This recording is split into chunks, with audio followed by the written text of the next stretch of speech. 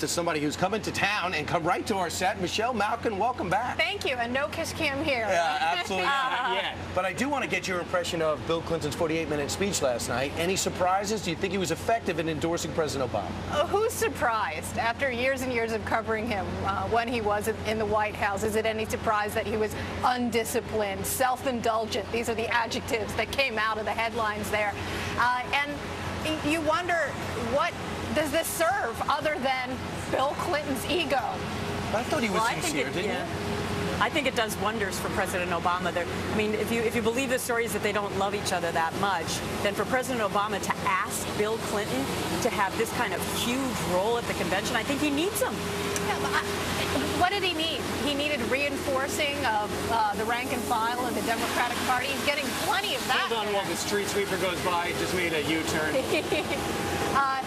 And I wonder what independents, what conservative Democrats out there, the constituencies that Bill Clinton prided himself on solidifying when he was in his administration, did that work? I don't think it bolstered anything at all. You know what? Bill Clinton also reminded the crowd that during the Clinton days, you know, the economy was roaring. He didn't mention, however, toward the end of his administration, the tech bubble burst and the NASDAQ went down something like 46% there in the last year. Yep. Nonetheless, the former president said that the current president had it much worse than he did. Watch this.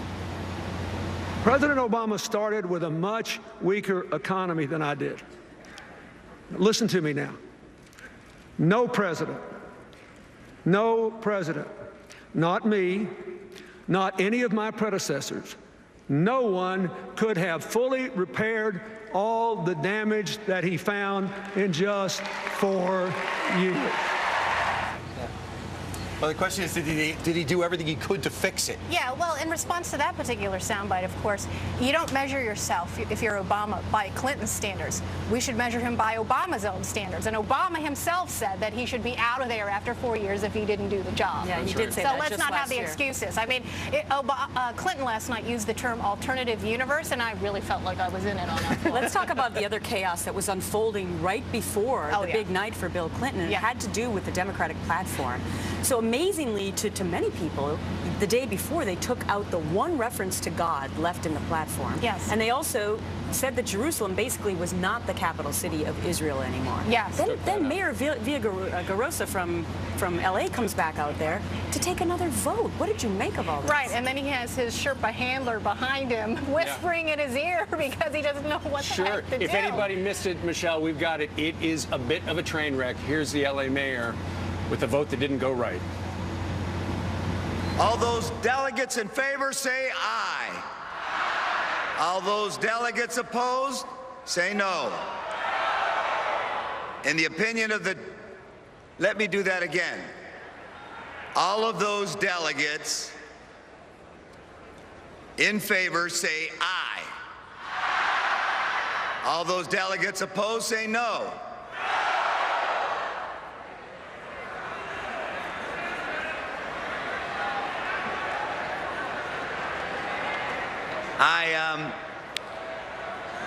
I guess You've got a rule, and then you've got to let them do what they're going to do. Rules. I'll do that one more time. All those delegates in favor say aye. All those delegates opposed say no. In the opinion of the chair, 2/3 have voted in the affirmative. The motion is adopted, and the platform has been amended as shown on the screen. They steamrolled that through. That is an embarrassment. Yeah, that's right. They should have had like a technical applause meter so that they could have some objective measure. Apparently on the floor, it sounded like the nose had it. Yeah.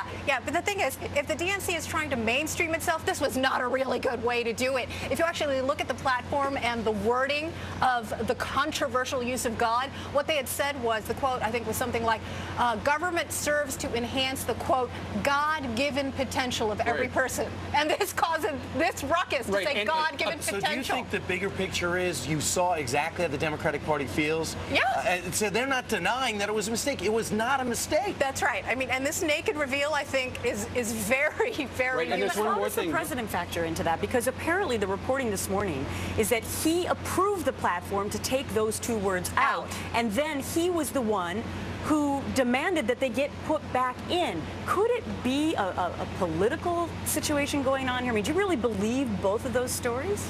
Well, I'll tell you this much. I think that for the last 4 years, this president has been dictated not by any kind of Clinton-esque moderation in the White House. You look at the kind of strategists, the people who are whispering in his ear, and it's radical extremists like Valerie Jarrett.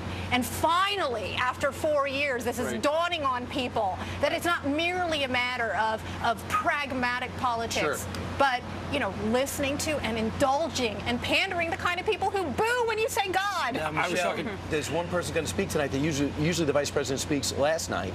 Now they're going to be speaking tonight. The Joe Biden factor. They're trying to bolster him all week long. You're so excited. What's going to happen Look, tonight? the comedy gold is glistening. I mean, this is the man for the last 4 years who has committed gaffe after gaffe after gaffe-tastic gaffe. And who I think more recently has indulged in something that is not playing well with the American electorate. And I think it's that kind of race clownery, the chains remark, trying to rile up the left flank of the base. And we'll have to see what he's going to be up to. Who knows? I mean, you talk about rewrites at the last minute with Clinton. This is a nail biter. Well, this is some bad. Here's some bad news for the vice president and the White House as well. There's a new poll out that, when you were asked which word would you use to describe Joe Biden, 38% said negative. Only 23% said positive, and about 40% said neutral. And then you look at the words to describe Paul Ryan: 35% negative, 37% positive. That's good for him. And only 28% neutral. So it looks like in the battle of the Veeps, Brian wins. Slightly. Yeah, unserious is another word I'd use. Pandery, and I think the ways in which that this man has tried to ridiculously cast himself as identifying with the middle class when he is one of the worst beltway barnacles in that swamp and has benefited mightily from it. I think that the whole idea of middle class Joe. Well, just the other day, he said he didn't want to get into the details of any plans because it was too hot. It got hot here yesterday for a Should variety dictate of your reasons. policy. I've said that for the longest time. All right, check out her social media website, twitchy.com. You can also go to michellemalkin.com. Great to see you guys. You're going to the in speech person. tonight, right? Oh, I'm getting out of town. She's going to stay in the state, though. Michelle, thank you very We'll talk much. to you next week. Thanks. Coming up on